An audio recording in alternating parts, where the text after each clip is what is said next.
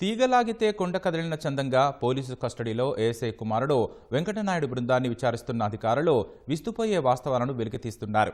ఇప్పటివరకు దొంగ ఫైనాన్స్ కార్ల దందాను వెంకటనాయుడు అతడి ముఠా నడిపిస్తున్నట్లు పోలీసులు భావించగా అసలు కీలక నిందితుడు పల్నాడు జిల్లా నకరికల్లుకు చెందిన పానుగంటి రామకృష్ణ అలియాస్ ఆర్కేగా గుర్తించారు. ఫైనాన్స్ కార్లతో పాటు దొంగ కార్లను తెచ్చి నంబర్ ప్లేట్లు మార్చి విక్రయించిన కేసులో వెంకటనాయుడు, భాను, అంజీ ప్రధాన సూత్రధారుడుగా ఉండగా కార్ల వ్యవహారమంతా రామకృష్ణే నడిపేవాడని విచారణలో తేల్చారు.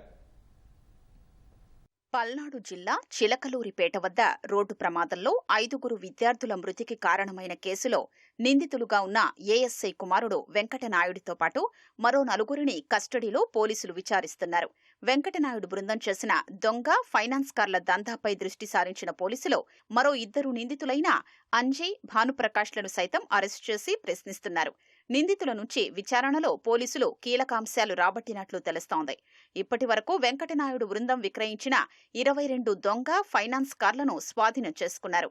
స్వాధీనం చేసుకున్న కార్లలో విజయవాడ, హైదరాబాద్, విశాఖ, నకరికల్లు, చిలకలూరిపేట, మాచర్ల, గురజాలకు చెందిన ఈఎంఐ చెల్లించనివి ఉన్నట్లు గుర్తించారు. పెద్ద సంఖ్యలో ఖరీదైన కార్లను రాజకీయ నాయకులకు, పోలీసులకు అమ్మారనే ఆరోపణల నేపథ్యంలో మిగిలిన కార్ల వివరాలు సేకరించే క్రమంలో ఈ దందా వెనుక అసలు సూత్రధారి పానుగంటి రామకృష్ణగా గుర్తించారు. పల్నాడు జిల్లా నకరికల్లుకు చెందిన రామకృష్ణ అలియాస్ ఆర్కే వెంకటనాయుడు బృందానికి నాయకత్వం వహించేవాడని విచారణలో వెల్లడైంది. వాస్తవానికి రోడ్డు ప్రమాదం జరిగిన తరువాత రోజే విచారణలో భాగంగా రామకృష్ణ సోదరుడి కుమారుణ్ణి పోలీసులు స్టేషన్కు పిలిపించి విచారించి పంపించారు. దీంతో అప్రమత్తమైన రామకృష్ణ అజ్ఞాతంలోకి వెళ్లిపోయినట్లు పోలీసులు భావిస్తున్నారు.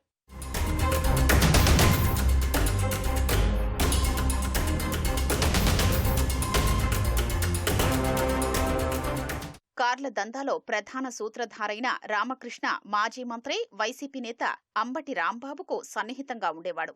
గత వైసీపీ ప్రభుత్వ హయాంలోనే ఈ కార్ల దందాపై హైదరాబాద్లో రామకృష్ణ మీద కేసు నమోదు చేసిన తెలంగాణ పోలీసులు విచారణ కోసం నకరికల్లు రాగా అంబటి రాంబాబు ఈ వ్యవహారాన్ని బయటకు రాకుండా చక్కబెట్టినట్లుగా తెలుస్తోంది.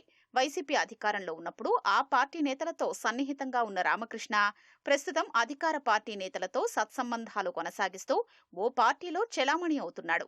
వెంకటనాయుడు బృందం ఫైనాన్స్ దొంగ కార్లను తీసుకొస్తే వాటి నెంబర్ ప్లేట్లు మార్చి రామకృష్ణ విక్రయించేవాడని విచారణలో తేలింది.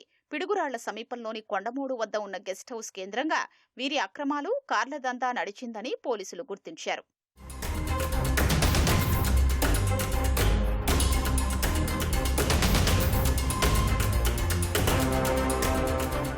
వెంకటనాయుడి ముఠాతో కలిసి కార్లతో పాటు ఖరీదైన ద్విచక్ర వాహనాల్ని రామకృష్ణ విక్రయించినట్లు పోలీసుల దర్యాప్తులో తేల్చారు. ఫైనాన్స్ చెల్లించని ఖరీదైన బైకుల్ని కొనుగోలు చేసి నెంబర్లు, బండి రంగులు మార్చి అధిక ధరకు విక్రయించినట్లు గుర్తించారు. కారు ప్రమాద సమయంలో రామకృష్ణ ఇంటి వద్ద ఖరీదైన కార్లతో పాటు ద్విచక్ర వాహనాలు కూడా ఉన్నట్లు పోలీసులకు సమాచారం వచ్చింది. పోలీసులు వెళ్లేలోపే వాటిని అక్కడ్నుంచి తప్పించినట్లు కూడా విచారణలో తేలింది. రామకృష్ణను పట్టుకుంటే ఈ కార్ల దందా గుట్టు రట్టవుతుందని పోలీసులు భావిస్తున్నారు. తాజాగా చోళమండల్ ఫైనాన్స్ సంస్థ ఫిర్యాదు మేరకు వెంకటనాయుడు బృందంలోని 6గురు మీద అధికారులు కేసు నమోదు చేశారు. మరోవైపు వెంకటనాయుడు ముఠా 5 రోజుల పోలీసు కస్టడీ నేటితో ముగియనుంది.